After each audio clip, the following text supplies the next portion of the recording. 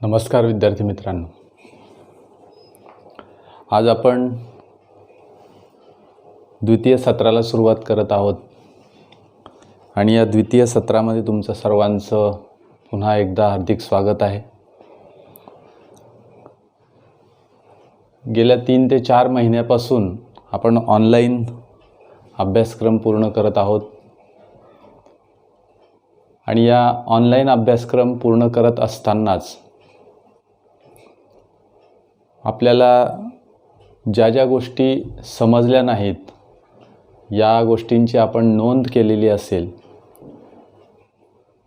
ज्या बाबी आपल्याला समजल्या नाहीत, ज्या प्रकरणातल्या घटक किंवा त्या प्रकरणातले काही भाग आपल्याला समजलेले नसतील तर ते मागच्या व्हिडिओमध्ये पुन्हा त्याचं निरीक्षण करायचं आहे, पुन्हा ते बघायचे आहेत, पुन्हा ते ऐकायचे आहेत। या निमित्ताने तुमचे जे कन्सेप्ट्स असतील ते कन्सेप्ट अतिशय क्लिअर होतील। काही भाग हा सरावाचा आहे हे मी आधीच सांगितलेलं आहे, त्यामुळे तुमचा सराव तुम्ही करत असालच असं मी या ठिकाणी अपेक्षा व्यक्त करतो।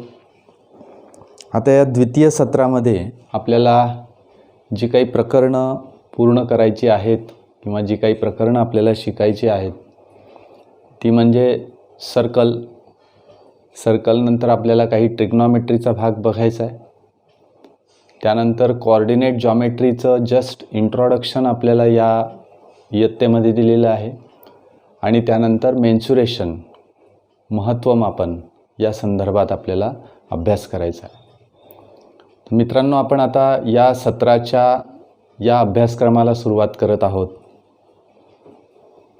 मागच्या सत्रामध्ये तुम्ही सर्वांनी खूप चांगल्या पद्धतीने रिस्पॉन्स दिलेला आहे आणि म्हणूनच मी या सत्रामध्ये पुन्हा ऑनलाईन अभ्यासक्रम या ठिकाणी घेत आहे। तुम्ही ते आवर्जून बघता आहात असं मला पूर्ण खात्री आहे। या परिस्थितीमध्ये आपल्यावर जी परिस्थिती ओढवलेली आहे यामध्ये आपला अभ्यास झालाच पाहिजे हा एक उद्देश तुम्ही लक्षात घ्या। कसा अभ्यास करायचा, त्याच्यात येणाऱ्या अडचणी कोणत्या आहेत, त्या अडचणी मला कशा दूर करता येतील, त्याच्याबाबत नीट काळजीपूर्वक असा विचार करा। इथून पुढे गेल्यानंतर तुम्हाला कॉलेज इयत्तांमध्ये स्वतःचा अभ्यास स्वतः करावा लागणार आहे, ही पण बाब तुम्ही लक्षात घ्या। कारण सगळंच आपल्याला कॉलेजमधून आपल्याला आयतं कोणी देणार नाही आणि स्वतः आपल्याला मेहनत घ्यावी लागेल, स्वतः आपल्याला काम करावं लागेल, स्वतः कष्ट करावे लागतील, परिश्रम घ्यावा लागेल। तर या सगळ्या बाबी विचारात घेऊन तुम्ही अभ्यासाला सुरुवात करा। मागच्या काही प्रकरणांवर आपण टेस्ट घेण्याचा प्रयत्न पण केला, परंतु त्याचा जो रिस्पॉन्स आहे तो मला 50% रिस्पॉन्स मिळाला। त्यानंतरचं जे काम आहे टेस्ट आपण घेतल्यानंतरचं ते थोडंसं क्लिष्ट आहे, अवघड आहे। त्याचं कारण असं की तुम्ही प्रत्यक्ष समोर नाही आहेत, त्यामुळे आम्हाला काहीच करता येत नाही। पण या सत्रामध्ये आपण मागच्या सत्रावर आधारित काही काही प्रकरणांच्या चाचण्या तुमच्या या ठिकाणी आयोजित केलेल्या होत्या। त्याचं वेळापत्रक तुम्हाला दिलेलं आहे आणि त्या वेळापत्रकानुसार तुम्ही त्या चाचण्यांना सहभागीसुद्धा होत आहात। त्याचा टोटल डाटा आमच्याकडे तो कलेक्ट होतो आहे। तुम्हाला किती गुण मिळाले हे पण आम्हाला समजतं आहे आणि तुम्हालाही समजतं आहे की आपला स्कोअर किती आहे। ती एक मेथड आपण या ठिकाणी वापरून बघितली। मूल्यमापन तुमचं जे करायचं आहे ते पुढच्या सत्रामध्ये किंवा या सत्रामध्ये शासनाने ज्या पद्धतीने आपल्याला ठरवून दिलेलं आहे किंवा ठरवून देणार आहेत त्या पद्धतीने आपण त्याचं मूल्यमापन घेणार आहोत। पण तोपर्यंत आपण काहीच शिकायचं नाही, काहीच करायचं नाही असं होऊ नये यासाठी आपण त्या सत्रामधला जो अभ्यासक्रम आहे तो अभ्यासक्रम पूर्ण करण्याच्या दृष्टीने विचार करतो आहोत। तर मित्रांनो, सर्कल या प्रकरणाचं आता आपण सुरुवात करणार आहोत। काही बेसिक कन्सेप्ट्स तुमचे 7वीत 8वीत झालेले आहेत, ते कन्सेप्ट्स तुम्ही ऑलरेडी शिकलेला आहात, ते कन्सेप्ट्स तुम्हाला माहिती आहेत। ज्या टर्म्स आहेत त्या टर्म्स तुम्हाला माहिती आहेत, पण काही बेसिक भाग म्हणण्यापेक्षा काही सायंटिफिक दृष्टीने विचार करून आपण या प्रकरणाकडे बघायचं आहे. त्याचं कारण असं की या प्रकरणामध्ये जे काही कन्सेप्ट आता इयत्ता 9वीमध्ये तुम्हाला दिलेले आहेत, काही थेरम्स दिलेले आहेत, या सगळ्याचा उपयोग तुम्हाला 10वीच्या प्रकरणामध्ये आहे किंवा 10वीच्या इयत्तेमध्ये आहे. 10वीच्या इयत्तेमध्ये तुम्हाला हे एक प्रकरण अतिशय बरेचसे कन्सेप्ट्स त्या प्रकरणाचे त्या ठिकाणी दिलेले आहेत. याच्यापेक्षा व्यतिरिक्त याच्या वाढवून असे काही कन्सेप्ट्स त्या ठिकाणी 10वीमध्ये तुम्हाला आहेत आणि ते कन्सेप्ट समजण्यासाठी तुम्हाला या बाबी महत्त्वाच्या बाबी तुम्हाला विचारात घेणं खूप गरजेचं आहे. मग आता या सर्कलच्या बाबतीमध्ये आपण काय विचार करायचा की what is a circle. Circle म्हणजे नेमकं काय. तर सर्कल म्हटलं की तुमच्या डोळ्यासमोर सर्कल उभं राहतं. Yes, correct. मग आता याचं सायंटिफिक डेफिनेशन काय आहे सर्कलची. तर व्हॉट इज अ सर्कल. मला डेफिनेशन पाठ करायची नाही, पण त्या सर्कलच्या डेफिनेशनमधला जो भावार्थ आहे तो भावार्थ माझ्या लक्षात आला पाहिजे. मग माझ्या डोळ्यासमोर तशा पद्धतीचं सर्कल उभं राहतं किंवा आपल्याला त्या डेफिनेशनमध्ये जे काही बाबी दिलेल्या आहेत त्याचा आपल्याला पुढच्या कन्सेप्टमध्ये विचार करता येतो. मग आपण काय म्हणूया की what is mean by circle. Circle is a set of points. पहिला भाग, circle is a set of points. अनेक सर्कल्स मी या ठिकाणी बोर्डवर काढलेले आहेत. आपण या सर्कलकडे कॉन्सन्ट्रेट करूया.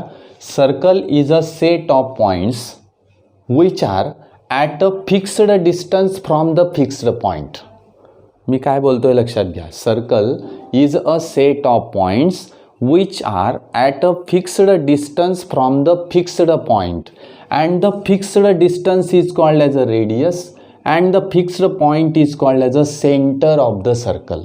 म्हणजे काय, तर मी ज्यावेळेस सर्कल काढायचा विचार करतो त्यावेळेस एक असा संच आहे त्या बिंदूंचा की तो संच, त्या संचामधला प्रत्येक घटक म्हणजेच त्या संचामधला प्रत्येक बिंदू हा एका विशिष्ट बिंदूपासून समदूर आहे. मी अगदी मराठीत तुम्हाला व्यवस्थित समजून देतोय की circle is a set of points. मी आता या ठिकाणी हा एक फिक्स्ड पॉईंट घेतला आणि त्या फिक्स्ड पॉईंटपासून अशा प्रकारचा एक सेट असा आहे की all the points which R lie in that set they are at a fixed distance from this point. या पॉईंटपासून हे सगळे बिंदू जे आहेत या सर्कलवरचे ते समदूर आहेत. म्हणून अशा प्रकारचा जो पॉईंट आहे this is called as a centre of a circle and all the points which are equidistant from the fixed point that is the centre. This set of points is called as a circle. तेव्हा त्या set of पॉईंट्सला आपण circle असं म्हणतो. ही त्याची scientific definition झाली. ही त्याची scientific विचार झाला की अशा पद्धतीने आपल्याला मॅथमॅटिकली विचार आपल्याला या ठिकाणी करता येईल. This is called as a circle. आता आपण एक सर्कल या ठिकाणी काढलेला आहे. तुमच्या लगेच लक्षात येईल की in this circle P is a centre of the circle. P is the center of the circle because it is a fixed point and all the points which are lie on this circle they are equidistant from the center of the circle and this distance is called as a radius of the circle. म्हणून मी खाली एक chart दिलेला आहे. Now in this chart we have to write the name of that diameter. What is the name of the radius? Which is a center? Which is a chord? हे सगळ्या terms आपल्या 8वीमध्ये झालेल्या आहेत पण आपण त्या सगळ्या रिवाइज करतोय. पुन्हा आपल्याला ते माहिती करून घेतोय. मग या ठिकाणी विचार करा की ह्या सर्कलमध्ये if we have to write the name of the chord. Chord means it is a segment joining the two points on the circle. मी काय म्हणतोय बघा. Chord is a segment joining any two points on the circle. सर्कलवरच्या कोणत्याही दोन बिंदूंना जोडणारा रेषाखंड that is called as a chord of a circle. And hence what is a chord? chord is here BC. BC is also chord. Can you write the another name of the chord observing this figure? Yes, chord CD. CD is, this is also the chord. CD सुद्धा मला या ठिकाणी लिहिता येईल. BC तर मी लिहिणारच आहे, पण CD is also the chord. CD is also the chord. Segment PA. Segment PA, this is the segment joining the center and any point on the circle. It is called as a radius of the circle, and hence segment PA is called as a radius. म्हणजे मी या ठिकाणी radius हा शब्द लिहिला पाहिजे. Yes. Now what is diameter? We know that diameter is a chord. Diameter is nothing but the chord. Why? Because diameter, any chord or every chord is not a diameter, but diameter is always a chord. मी काय म्हणतोय लक्षात घ्या, diameter ही नेहमी cord आहेच, म्हणून मी या ठिकाणी cord लिहिलं CD. मग आता डायमीटर कोणता आहे, तर BC हा डायमीटर मी नाही लिहू शकत. व्हाय? Because the chord of a circle when passes through the center of the circle, then such a chord is called as a diameter, and hence diameter is CD. CD is the diameter here. Yes. Now radius. What is the radius? आता बघा, PA मी radius म्हटली, मग आता पुन्हा या ठिकाणी radius आलं. मग रेडियस अजून काय म्हणता येईल मला? रेडियस मला अजून काय काय लिहिता येतील, तर PC is also radius. PC is radius, PD is also radius, and PA is also radius. रेडियसचा कन्सेप्ट आपल्याला समजला असेल तर पटकन लिहिता येईल. Centre, we know that P is a centre of the circle. Yes. Again central angle. आता हा कन्सेप्ट आपला झालेला आहे की सेंट्रल अँगल म्हणजे काय, तर angle whose vertex is a centre, it is called as a central angle. म्हणून या ठिकाणी मी विचारात घेतलं की CPA हा सुद्धा सेंट्रल अँगल आहे. बघा, CPA means the vertex of that angle is on the centre, that is called as a central angle. Means we have to write here the central angle. Now write here central angle. Central angle. आता इथे मला fill up करायचं आहे central angle. पुन्हा तोच लिहायचा का? Yes, तो लिहिला तरी चालेल, पण अजून एक सेंट्रल अँगल मला दिसतोय APD. This is also central angle. Means angle APD, this is also a central angle or DPA. असे हे जे बेसिक कन्सेप्ट्स आहेत, हे बेसिक कन्सेप्ट्स आपल्याला लक्षात असायला हव्या. What is mean by chord of a circle, what is mean by diameter, what is radius, which is a center. या सगळ्या बाबी ज्या आहेत ह्या अतिशय महत्त्वाच्या आहेत. सेंट्रल अँगल कोणता आहे? सेंट्रल अँगल म्हणजे नेमकं काय, तर angle whose vertex is on the circle, on the centre of a circle, it is called as a central angle. म्हणून त्याला आपण सेंट्रल अँगल असं म्हणत असतो. हे बेसिक कन्सेप्ट्स. दुसरा भाग असा की what is the relation between the radius and diameter. Diameter is a twice of the radius. Diameter is equal to twice of radius, और radius is equal to half of the diameter, that is D/2. हा ही बाब लक्षात घ्या. डायमीटरच्या निम्मे केलं की मला रेडियसची length मिळणार आहे. रेडियसची लेंथ मला माहिती असेल तर मी ट्वाइस केलं, त्याच्या दुप्पट केली की मला डायमीटरची लेंथ मिळणार आहे. Yes. means diameter is always twice of the radius or radius is always half of the diameter. या बाबी आपल्याला लक्षात ठेवायच्या आहेत. ओके. या ठिकाणी अजून काही सर्कल्स मी या ठिकाणी काढलेले आहेत. या सर्कलच्या बाबतीमध्ये मला काही नावं पाहिजेत की बा या सर्कलला काय म्हणतात. मी जर विचारात घेतलं तर ही एक पेयर आपल्याला दिसते बघा इथे. These are the two circles. या दोन सर्कल्सचा जर मी विचार केला तर this two circles having the same radius. या दोघांची रेडियस सेम आहे, 5 centimetre 5 centimetre suppose. Means the two circles having the same radii, such circles are called as a congruent circles. congruent circles means the two circles having the same radii, they are congruent. These circles are called as a congruent circles. Now observe the next figure. In this next figure, center is same for all circles, but what is the difference? Difference is that each circle has different radii. प्रत्येक सर्कलची radius वेगवेगळी आहे, बरोबर आहे. means the circles having the same center but different radii, such circles are called as a concentric circles. Concentric circles याला मराठीमध्ये एककेंद्री वर्तुळे असं म्हणतात. या सर्कल्सला किंवा याला काय म्हणतात, एककेंद्री वर्तुळे. That is concentric circles. These are the concentric circles. Now observe these two circles. These two circles are intersect with each other but only one point. हे सर्कल्स एकाच पॉइंट मध्ये इंटरसेक्ट होत आहेत.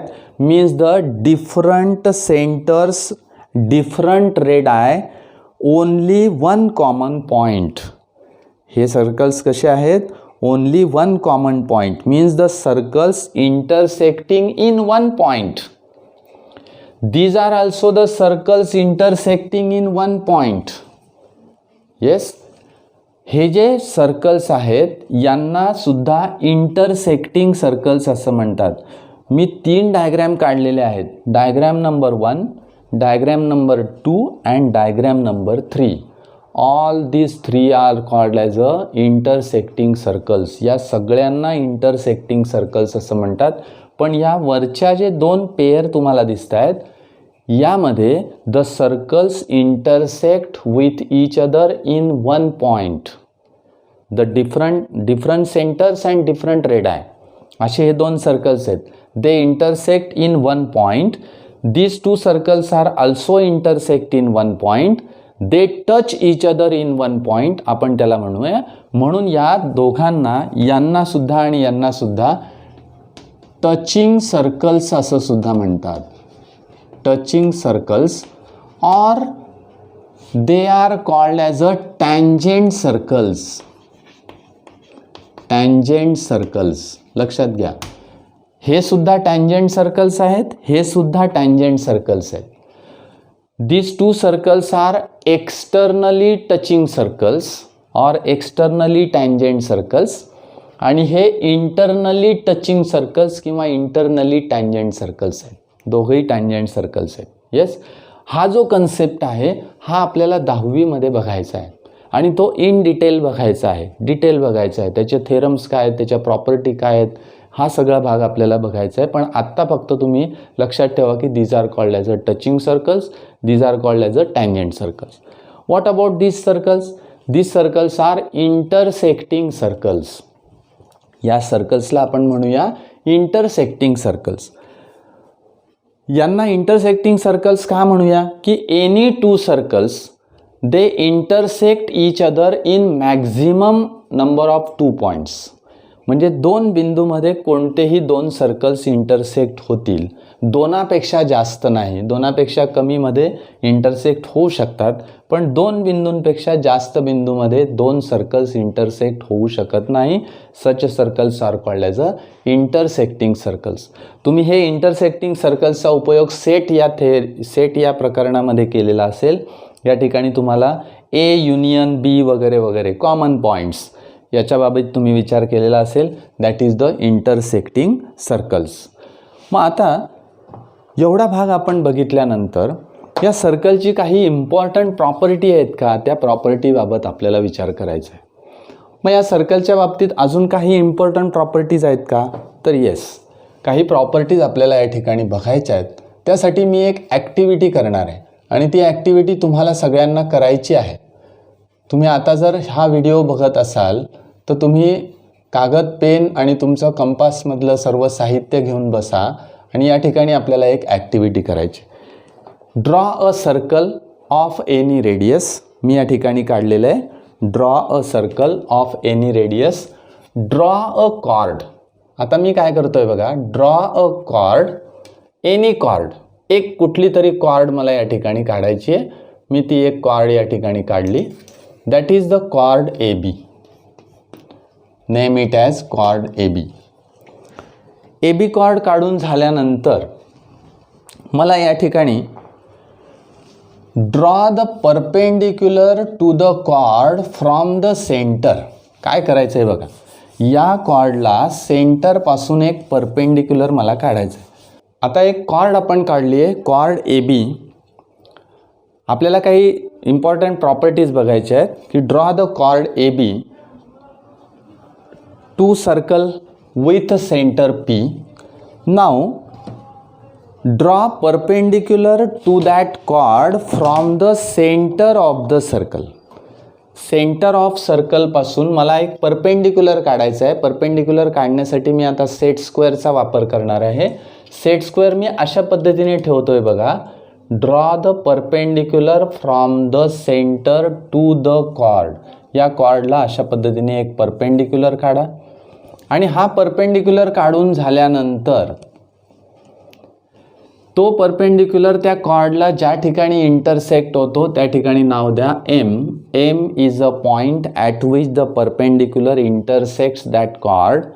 Now measure the distance between A M and B M. दोन distances मला मोजायचे आहेत. Distance A M इतका आहे बघा, या ठिकाणी मी मोजलं, म्हणजे कंपासनेच ते डिस्टन्स मोजायचे आहे, स्केलचा विचार करायचा नाही. ए एम डिस्टन्स मी मोजलं. हेच डिस्टन्स एम बीवर ठेवून बघा, you will observe that all this two distances are equal. हे दोघं डिस्टन्सेस तुम्हाला इक्वल आहेत असं दिसेल. Means this is one of the important property. This property states that, or this theorem states that if we draw the perpendicular from the center to the chord of a circle, it bisects the chord. म्हणजे सेंटरपासून या कॉर्डवर काढलेला जो perpendicular आहे तो perpendicular तो या कॉर्डला bisect करतो. It bisects the chord. Yes. Now this property is very important and this property is one of the theorem and this is the important theorem.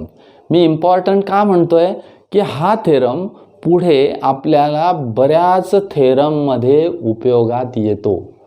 दुसरा भाग, यावर आधारित वेगवेगळी उदाहरणं आपल्याला सोडवता येतात. येस, म्हणून हा थेरम अतिशय महत्त्वाचा आहे असं मी या ठिकाणी म्हणतो.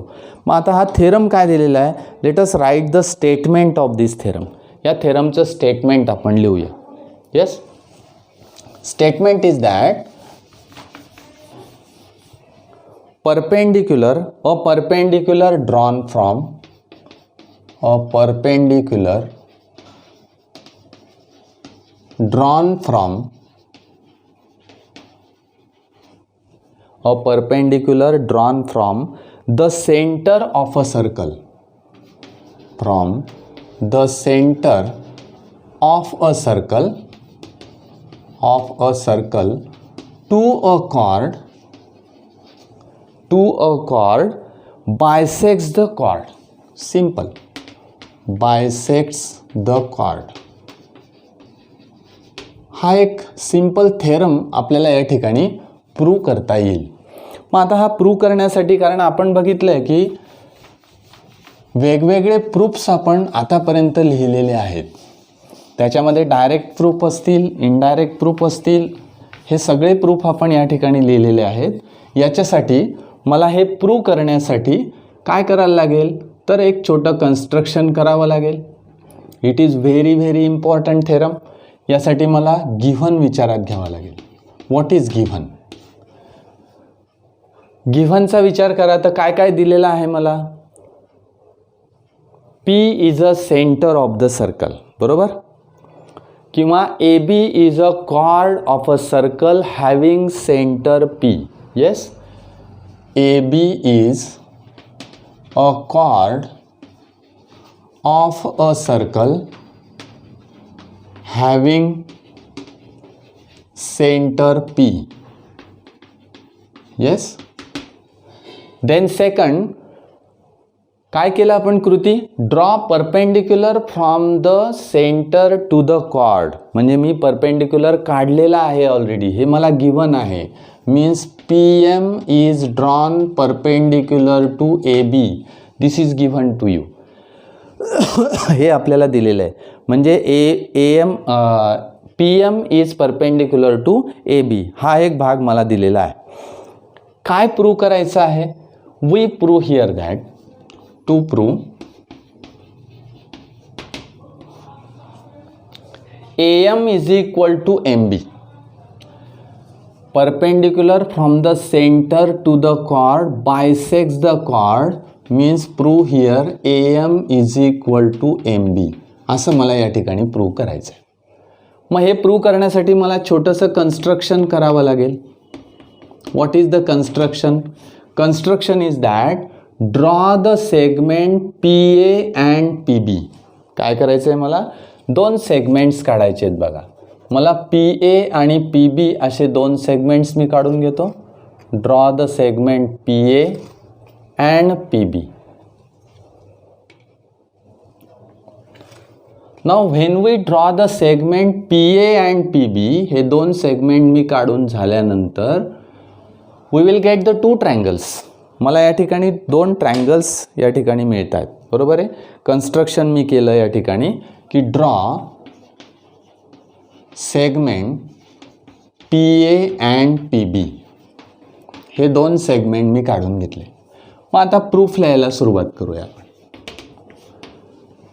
ऑब्झर्व केलं मी की दोन ट्रायंगल्स मला त्या ठिकाणी मिळत आहेत.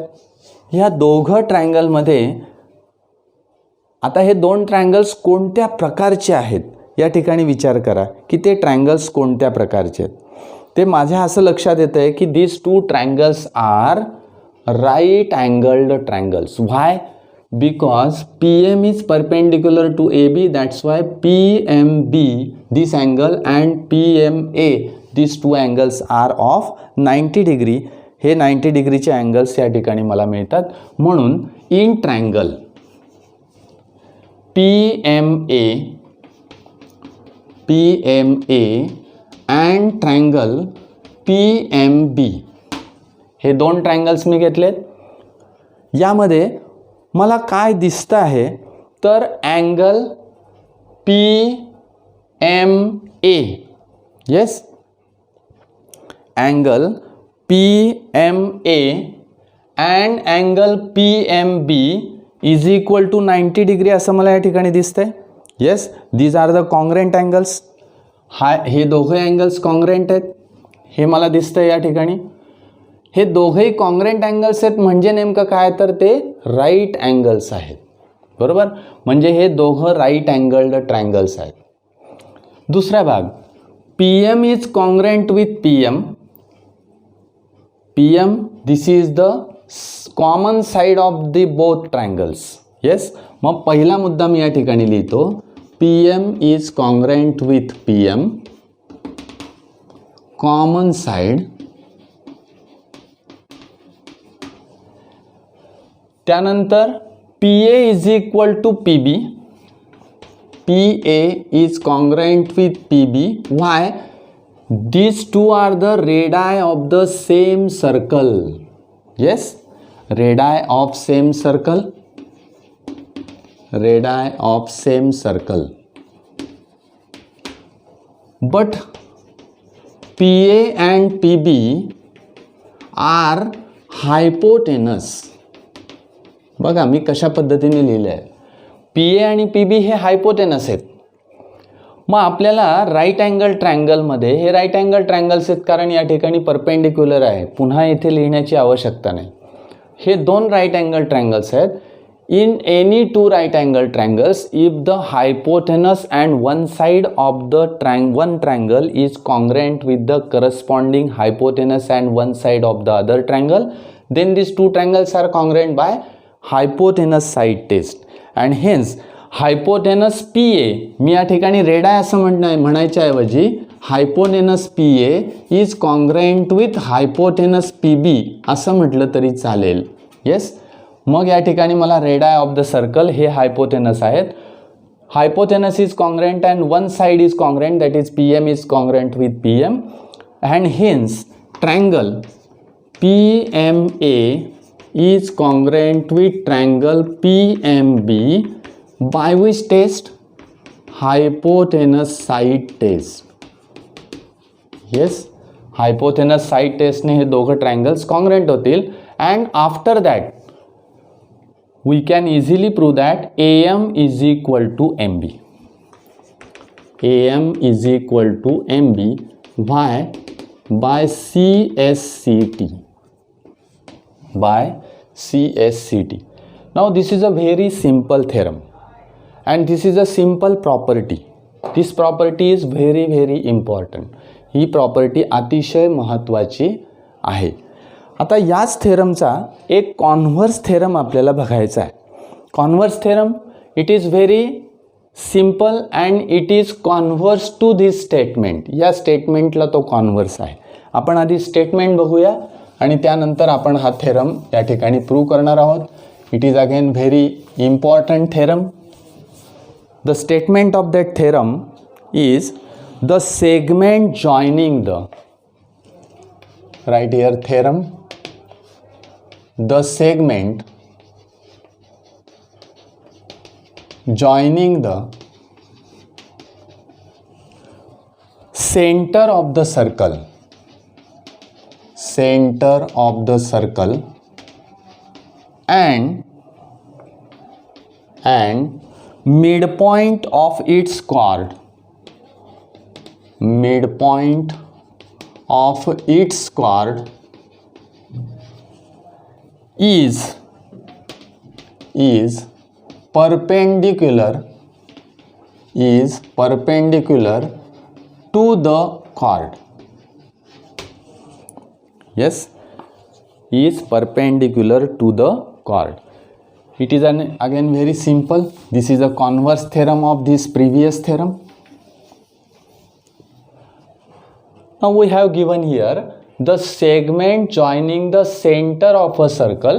मग आता एक या ठिकाणी मी सर्कल काढतो. सर्कलचा विचार करूया आपण. एक सर्कल ड्रॉ करू.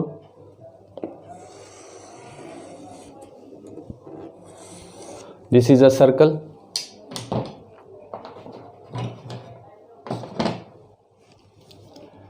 Having centre O. आपण विचारात घेऊया की सेंटर O आहे. आता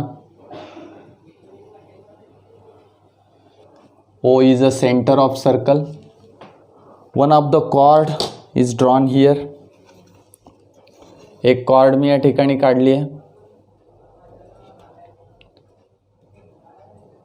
समजा ही chord काहीतरी 8 सेंटीमीटरची मी काढली. Yes, this is a chord. Chord is suppose AB and this is a midpoint of the chord. Yes, M is a midpoint, means AM is equal to MB. M is a midpoint and the segment joining the midpoint and the center of the circle, this segment, that is OM. We have to prove here that OM is perpendicular to AB. हे मला prove करायचं. म्हणजे त्या सर्कलचा centre आणि दिलेली जी cord आहे त्या कॉर्डचा mid point, तो मिड पॉइंट आहे हे मला माहिती आहे. हे दोन पॉइंट्स जोडणारा हा जो सेगमेंट आहे, this segment is perpendicular to AB असं मला प्रूव्ह करायचं आहे. येस, मग आता मला गिव्हनमध्ये काय काय लिहायला लागेल. Given the segment joining the centre of a circle and mid point of the chord. मग आता मला गिव्हनमध्ये काय लिहावं लागेल तर AB is a chord of a circle with center O. AB is chord of a circle with a center O. हा पहिला मुद्दा मी लिहिला. दुसरा मुद्दा मला काय लिहिता येईल की AB chord आहे, O सेंटर आहे, M is a midpoint of AB. हे मला देऊन टाकलंय. M is midpoint of AB आता याचा अर्थ काय, M is a midpoint of A बीचा अर्थ काय होईल, तर AM is equal to MB हे सुद्धा या ठिकाणी लिहून घेतलं तरी काहीही हरकत नाही. ओके, ते आपण त्या ठिकाणी लिहून घेऊ. AM is equal to MB. दुसरं मला काय दिलेलं आहे की this segment joining the centre and midpoint of the chord is a perpendicular to AB. म्हणजे मला या ठिकाणी प्रूव्ह करायचं आहे to prove that OM is perpendicular to chord AB. हे मला प्रूव्ह करायचं आहे. OM is perpendicular to chord AB. Now for this purpose we make the construction. पुन्हा या ठिकाणी कन्स्ट्रक्शन करायचं आहे. कन्स्ट्रक्शन हे सेपरेट लिहा किंवा प्रूफमध्ये एक स्टेटमेंट लिहिलं तरी चालेल. आपण सेपरेट लिहून घेऊया. कन्स्ट्रक्शन, सेम कन्स्ट्रक्शन मला करायचं आहे की draw the segment OA and OB. Draw segment OA and OB. हे दोन सेगमेंट मी या ठिकाणी काढून घेतले. आता मला प्रूफला या ठिकाणी सुरुवात करायची. प्रूफ काय काय मुद्दे आपण घेऊयात प्रूफमध्ये. दोन ट्रायंगल्स मला या ठिकाणी तयार झालेले दिसत आहेत. आता हे जे दोन ट्रायंगल्स या ठिकाणी तयार झालेले आहेत, हे दोन ट्रायंगल्स राईट अँगल ट्रायंगल आहेत नाही आहेत ते मला माहीत नाही. त्यामुळे आता मला हायपोटेनस साईड टेस्टचा विचार करता येणार नाही. तुमच्या मनात जर मागचाच थेरम असेल तर आपण त्या पद्धतीने विचार करणार नाही आहोत. हे दोन ट्रायंगल्स आहेत फक्त. यामध्ये मला काय काय दिलेलं आहे तर in triangle OMA and triangle OMB हे दोन ट्रायंगल्स मी घेतले, त्याचे नावं लिहून घेतले. ऑब्झर्व केलं मी AO is equal to OB. Why? Because this is a radii of the circle. हे रेड आय आहेत. AM is equal to MB. Why? This is given. And OM is congruent with OM. Why? Because this is a common. Means all these three sides of one triangle are correspondingly congruent with the three sides of the other triangle. The test is SSS test. म्हणून आपल्याला SSS टेस्टने हे दोघं triangles congruent दाखवता येतील. Now let us right. Segment OA is congruent with OB, red eye of the same circle. Second, AM is equal to MB. Why? Given. Yes. And third, OM is congruent with OM. Why? This is a common side. Yes.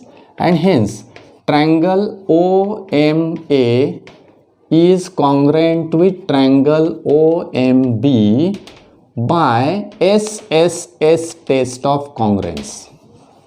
Yes, SSS टेस्टने हे दोघं triangles या ठिकाणी congruent झाले. मला काय माहिती आहे, मला काय करायचं आहे तर मला परपेंडिक्युलर दाखवायचं आहे. मग हा परपेंडिक्युलर केव्हा असेल की when one angle becomes 90 degree. OMB किंवा OMA याच्यापैकी एक अँगल 90 डिग्री असला तर दुसरा असेल. म्हणजेच हे दोन अँगल्स मला 90 डिग्री दाखवायचे आहेत. मग हे जे दोन अँगल्स आहेत हे त्या ट्रायंगलचे करस्पॉन्डिंग अँगल्स आहेत. But the triangles are congruent. Means the corresponding angles are also congruent. We can write OMA angle OMA is equal to angle OMB is equal to X. हे कॉन्ग्रुएंट आहेत. Why? Because CSCT corresponding sides of congruent triangles. हे दोन angles congruent आहेत. मग each angle X आहे असं मी मानलं आता. बरोबर आहे. म्हणजे हा अँगल X डिग्री आहे आणि हा अँगल सुद्धा X डिग्री आहे. Yes. But this two angles are in linear pair. हे दोघं अँगल्स कसे आहेत? लिनियर पेअरमध्ये आहेत. But angle OMA plus angle OMB is equal to 180. We write here linear pair. Yes. मग आता आपल्याला माहिती आहे की OMA किती आहे? X degree. OMB x is equal to 180 and hence 2x is equal to 180 and hence x is equal to 90 degree. X means which angle? OMA. Angle OMA is equal to angle OMB is equal to 90 degree. हा angle 90 आला, हा angle 90 आला. What is our conclusion? Our conclusion is that OM is perpendicular to AB. Means right here OM is perpendicular to AB and hence this is our proof. हे आपल्याला या ठिकाणी proof लिहिता येईल. म्हणजे मी काय केलं की आधी ट्रायंगल्स कॉन्ग्रेंट दाखवले. Corresponding angles of that congruent triangles are congruent. Yes, by CSCT. But these two angles are in linear pair, means each angle is of 90 degree and hence the OM is perpendicular to AB. अशा पद्धतीचं statement आपल्याला या ठिकाणी सहज करता येतं. हे दोन थेरम जे आहेत हे दोघंही थेरम या सर्कलवरचे अतिशय महत्त्वाचे थेरम्स आहेत. आज जो टॉपिक आपण घेतला की याच्यामध्ये बेसिक कन्सेप्ट्स सर्कलच्या बाबत आणि हे दोन थेरम याची प्रॅक्टिस तुम्ही घरी करा, सराव करा.